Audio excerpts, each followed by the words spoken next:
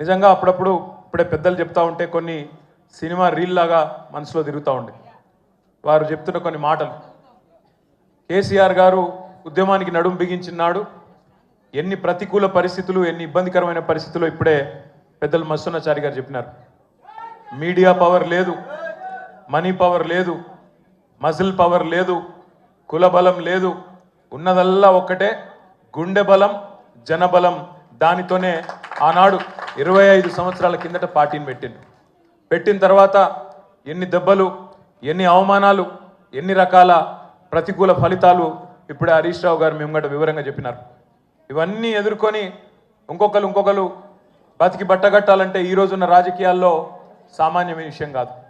కానీ తాను తెలంగాణ అనే స్వప్నాన్ని తెలంగాణ ప్రజల తరపున స్వప్నించి ఒక కలగని ఆ తర్వాత 25 సంవత్సరాలుగా ఈ రాష్ట్ర రాజకీయాన్ని శాసించి అల్టిమేట్గా సావు నోట్లో తలబెట్టి తెలంగాణను సాధించిన కారణ జన్ముడు మన నాయకుడు కేసీఆర్ గారు అనడంలో రెండో ఆలోచన ఎవరికి కూడా లేదు.